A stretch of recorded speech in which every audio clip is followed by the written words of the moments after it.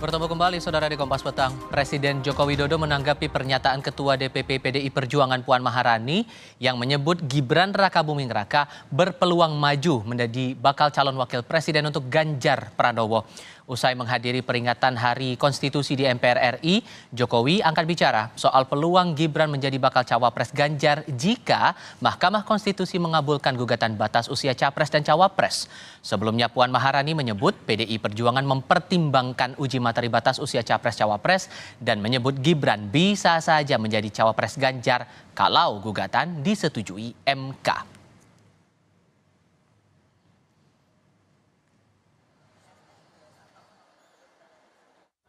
Mas Gibran, Pak, dipertimbangkan untuk menjadi cawapres Pak Ganjar jika MK mengabulkan batas usia 35 tahun, Pak. Kata Bu Puan. Tanyakan Bu Puan. Kalau Bapak akan memberikan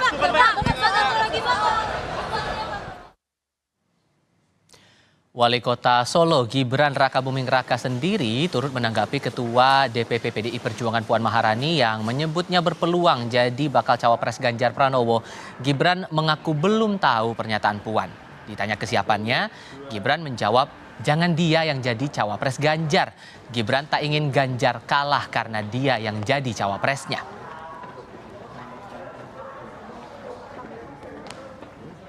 Beliau yang bilang? Iya. Saya nggak tahu. Nggak tahu sih. Siapa itu? Ya? Siapa itu si partai? Waduh ya, janganlah. Saya kan bukan siapa-siapa. Takutnya nanti malah Pak Ganjar kalah gara-gara saya, kan repot. Jangan-jangan. Yang senior-senior aja. Monggo. Kemarin kan juga sempat bilang kalau Mas Wali nggak mungkin menjadi pendampingnya Pak Ganjar. Ya kan umurnya nggak cukup. Umurnya nggak cukup.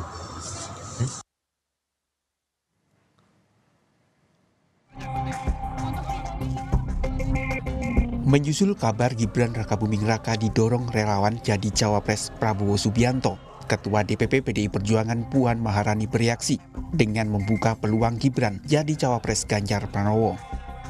Menurut Puan, kalau gugatan batas usia cawapres disetujui jadi 35 tahun, bisa saja Gibran jadi cawapres Ganjar. Kita mencermati hal tersebut, jadi ya kalau memang kemudian di MK-nya kemudian disetujui untuk ada calon wakil presiden di bawah 40 tahun, ya mungkin saja bisa kemungkinan Mas Gibran yang maju.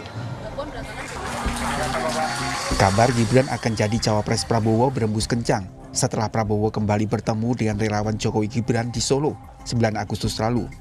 Dalam pertemuan itu, relawan menyodorkan Gibran jadi cawapres, sementara Prabowo menyatakan Gibran termasuk yang diperhitungkan jadi cawapresnya.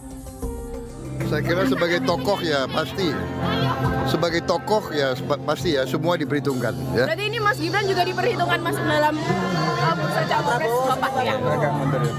Yang penting bagaimana rakyat, saya kira itu yang paling penting. Ya. Oke, terima kasih. Tetapi saya menyampaikan Pak Prabowo, yang pertama elektabilitas Mas Gibran selalu naik.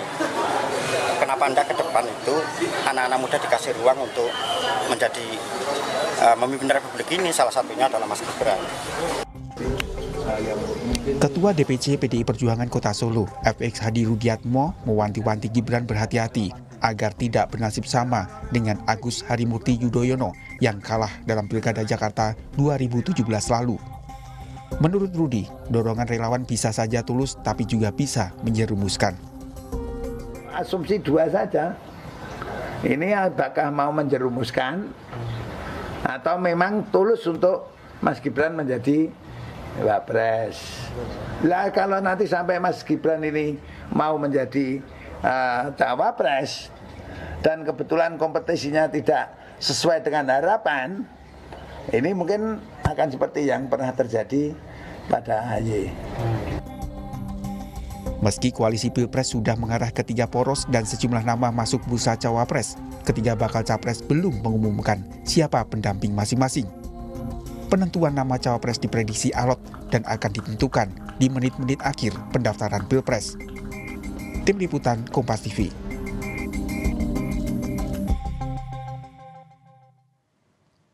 Upaya untuk mendorong Gibran menjadi cawapres dilakukan oleh sejumlah pihak. Salah satunya dengan mendorong uji materi atas usia minimal capres dan wapres menjadi 35 tahun di Mahkamah Konstitusi. Pertanyaannya, apa yang disasar parpol yang mendorong Gibran untuk dimajukan sebagai cawapres? Apa yang harus dipertimbangkan terkait posisi cawapres ini? Kita bahas bersama dengan Rahayu Sarasvati, juru bicara tim pemenangan Prabowo Subianto.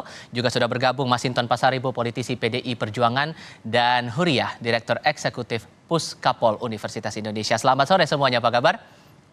Selamat sore. Ya, selamat sore. Terima kasih semuanya sudah bergabung bersama kami. Saya mulai ke Bang Masinton dulu. Jadi seserius apa nih kemudian PDI Perjuangan bakal memasangkan Pak Ganjar dengan Gibran? Pertama, PDI Perjuangan itu selalu mengedepankan kader ya. Nah, karena PDI Perjuangan itu selalu sebagai partai ya, sebagai partai politik, salah satunya adalah menciptakan kader-kader gitu ya. Sebagai kawah candra di muka pengkaderan itu ya partai politik salah satunya. Nah, maka PDI Perjuangan selalu mengedepankan ya dan selalu mempertimbangkan aspek untuk mendorong kader partai sendiri. Nah, tentu ini terkait masalah syarat usia calon presiden dan calon wakil presiden ya. Nah, karena itu syaratnya sedang diajukan uji materi ke Mahkamah Konstitusi.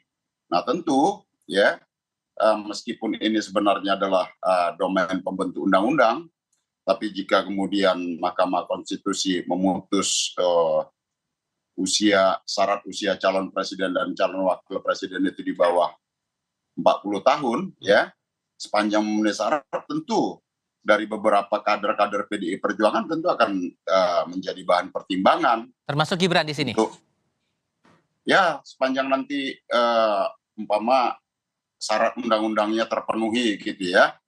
Nah, jadi sebagai partai politik tentu kami pastilah mengedepankan kualitas dan kemampuan dari kader kami sendiri seperti itu. Jadi peluangnya ini serius begitu ya, memasangkan atau menjadikan Gibran sebagai bakal cawapresnya Pak Ganjar ini sudah serius tahapannya ya? Ya, ini kan sebagai bahan pertimbangan lah, kan gitu ya. Belum tentu diputuskan juga, tapi tentu akan dipertimbangkan siapa-siapa nanti kader yang memenuhi syarat dalam pencalonan calon presiden dan calon wakil presiden nantinya, seperti itu. Oke, tapi secara kompetensi menurut Anda Gibran ini sudah pas, sudah sesuai, sudah cocok belum untuk dengan statusnya sebagai bakal calon wakil presiden? Ya, kalau syarat ya dan kemudian kemampuan apa segala macam, ya saya rasa dengan bekal pengalaman sebagai wali kota Solo ya tentu sedikit banyak sudah ada pengalaman lah dalam memimpin birokrasi pemerintahan seperti itu. Bagaimana juga selain memimpin birokrasi pemerintahan ya juga memimpin masyarakat seperti itu. Jadi ya kader itu ya jam terbang pengalaman itu juga akan menjadi pertimbangan. Baik. Oke, Pak Prabowo juga membuka atau memperhitungkan juga nama Gibran nih Mbak Saras. Tapi kan di sisi lain kita tahu bahwa Gibran ini sebagai kader PDI Perjuangan. Memang apa menariknya sosok Gibran ini di mata Gerindra? Dari awal Pak Prabowo sudah menyatakan juga waktu ditanya bahwa semua tokoh, semua nama, semua putra-putri terbaik bangsa pasti akan menjadi bahan pertimbangan kita. Dan dimaksud kita itu bukan hanya Pak Prabowo tapi juga tentunya semua partai koalisi. Ya kan sekarang istilahnya sudah ada koalisi kami, sudah ada Golkar, PAN, PKB, Gerindra. Saya yakin bahwa semua pasti akan mengajukan putra-putri terbaiknya. Kalau soal Gibran ya tentunya kita tidak bisa terlalu berandai terlalu jauh karena masih ada persoalan undang-undang yang berlaku di mana beliau masih belum memenuhi persyaratan usia. Jadi kalau misalkan kita bicara tentang beliau secara pribadi, saya yakin kita semua mengakui beliau sebagai kader PDI Perjuangan yang muda tapi cukup berhasil sebagai wali kota Surakarta atau Solo. Jadi kita harus bisa mengakui kemampuan dan juga kekuatan dari masing-masing putra-putri terbaik bangsa ini. Jadi sudah cukup menurut Anda dengan posisi sebagai wali kota Solo untuk menjadi bakal cawapres sudah cukup untuk Gibran ini? Kalau itu nanyanya secara pribadi atau saya Iya, sebagai kalau dari junior? pendapat Gerindra sendiri sih itu, di posisi Gerindra begitu. Kalau di Gerindra sekali lagi itu bukan sekarang masih terlalu banyak nama ya. Semua nama yang kalau misalkan ditanya itu yang di survei-survei itu semuanya satu persatu pasti dipertimbangkan. Tidak mungkin tidak gitu. Dan nama Gibran pun juga saya yakin dipertimbangkan. Apakah sudah cukup atau tidak seperti Pak Prabowo tadi sampaikan, semua juga akan dilihat dari apa yang menurut masyarakat. Itu juga pasti akan kami pertimbangkan. Oke, Mbak Huriah, ini hulunya kenapa kemudian nama Gibran ini jadi berpeluang untuk jadi bakal cawapres, ini semuanya datang dari uji materi Mahkamah Konstitusi soal batas usia capres-cawapres yang didorong menjadi 35 tahun yang awalnya 40 tahun. Apa yang Anda cermati dari ini semua? Ya, saya kira ya ini justru memperlihatkan sebuah ironi dan kemunduran demokrasi ya. Ketika kemudian kita melihat bahwa undang-undang gitu ya bisa diubah hanya untuk memenuhi gitu hasrat para politisi dan partai politik yang ingin mengusung winning candidate. Kan jadi persoalannya adalah pada popularitas dan elektabilitas gitu. Dan bagaimanapun kalau kita lihat sosok Gibran gitu ya, meskipun dia punya track record politik yang masih sangat baru, bahkan bergabung di partai politik juga baru gitu. Tetapi faktor Gibran sebagai anak Pak Jokowi ini dianggap sebagai modal politik yang kuat gitu ya untuk mengerek elektabilitas gitu. Nah, tetapi kan sayangnya kemudian ini mengorbankan komitmen politik yang sudah terbangun jauh-jauh hari gitu ya di dalam undang-undang pemilu ketika kita mengatur tentang syarat minimal usia capres dan cawapres gitu. Dan ini lagi-lagi menurut saya menunjukkan ya persoalan serius di mana partai politik gitu ya tidak cukup berkomitmen gitu untuk melakukan rekrutmen dan kaderisasi untuk menjaring kader-kader terbaiknya gitu ya. Pada akhirnya ketika kemudian akan menuju kontestasi pemilu, maka yang menjadi pertimbangan utama partai itu adalah popularitas dan elektabilitas figur. Artinya siapapun bisa menjadi pasangan cawapres gitu ya yang akan dipilih selama dia memenuhi dua faktor itu tadi. Baik. Walaupun tadi ya taruhannya adalah ada upaya gitu ya untuk menempuh cara-cara legal dengan mengajukan amandemen gitu ya dengan mengajukan judicial review gitu. Oke. Kalaupun kemudian nanti MK pada akhirnya akan meloloskan uji materi yang digugat oleh sejumlah pihak ini, apakah ini bakal berbahaya untuk demokrasi kita? Karena Mbak Masinton tadi ada pandangan dari Mbak Huriah, uji materi dalam terkait dengan usia batas capres-cawapres ini di MK malah jadi kemunduran demokrasi kalau ujung-ujungnya malah tujuannya demi mencalonkan nama Gibran Rakabuming Raka sebagai bakal cawapres. Komentar Anda? Ya, tentu ketika pembentuk undang-undang ya menetapkan syarat minimal calon presiden dan calon wakil presiden, sesungguhnya kan melalui berbagai pertimbangan gitu ya, melalui berbagai kajian, baik itu pertimbangan psikologi, pengalaman, kematangan dan lain-lain. Nah, sesungguhnya bagi kami berpandangan kami tidak akan mengajukan judicial review karena apapun kami adalah bagian dari yang ikut menyetujui itu tentu dengan berbagai pertimbangan-pertimbangan tentunya begitu ya.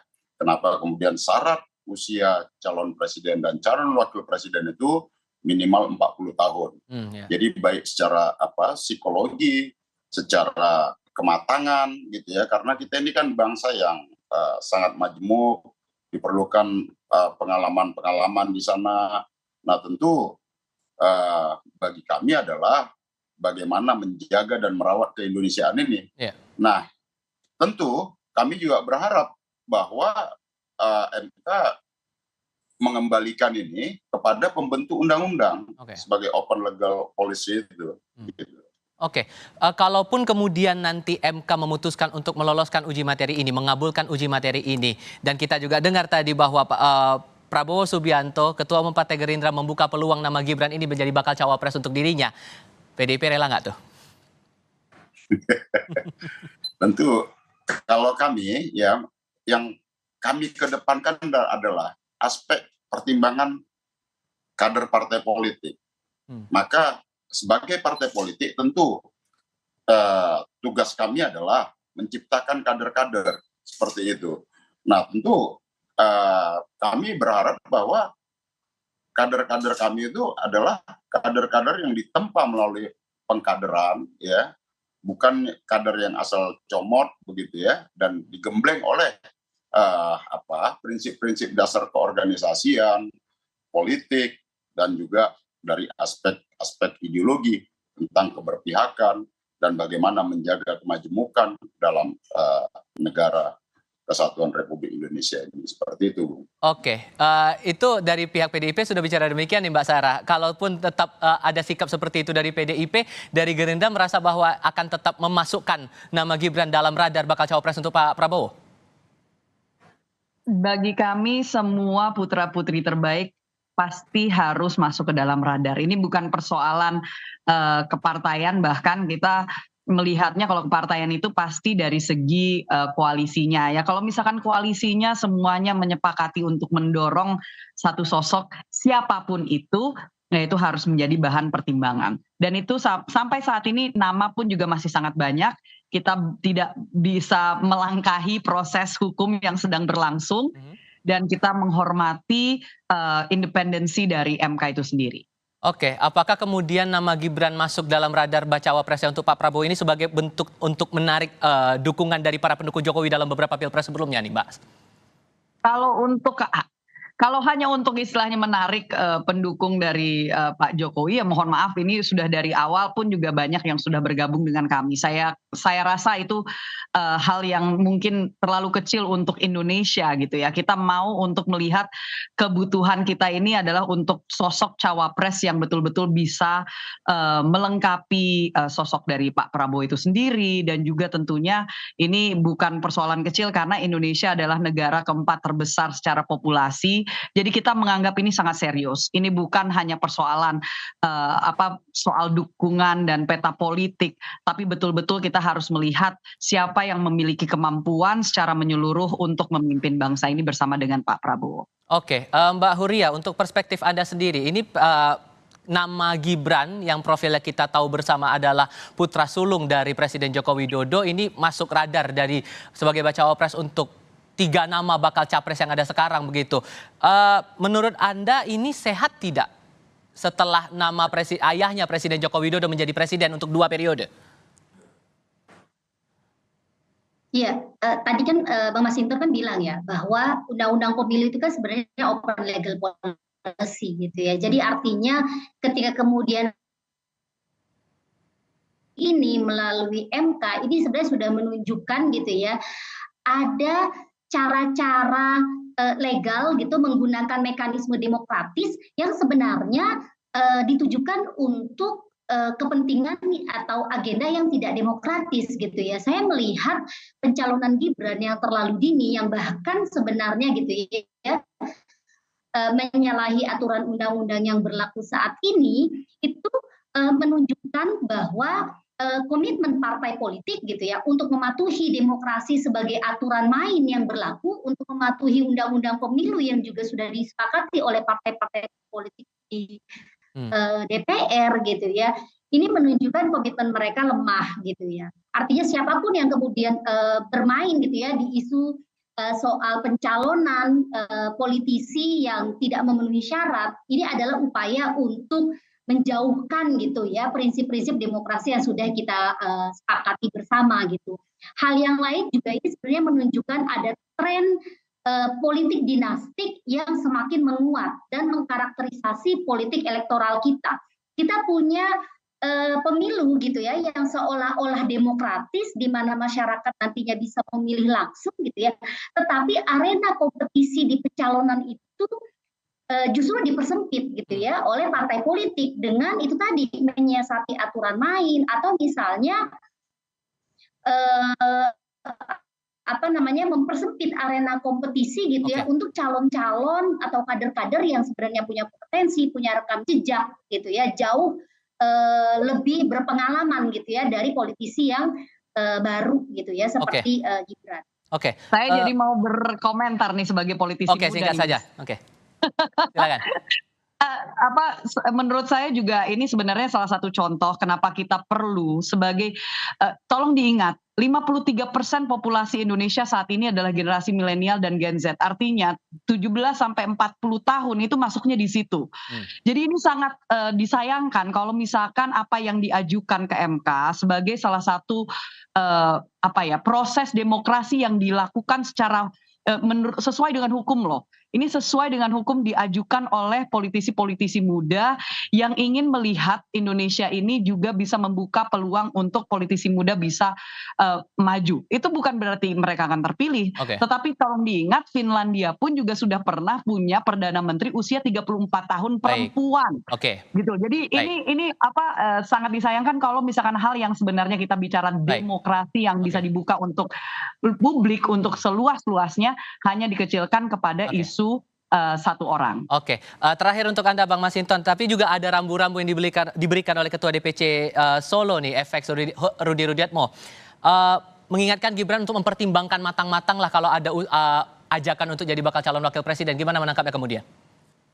Ya, tentu sebagai sahabat ya, dan sesama kader, apalagi itu disampaikan oleh Mas Rudi sebagai Ketua DPC, berdasarkan ya beliau kan menyampaikan ada pengalaman, ada fakta-fakta sebelumnya gitu ya, pengalaman sebelumnya.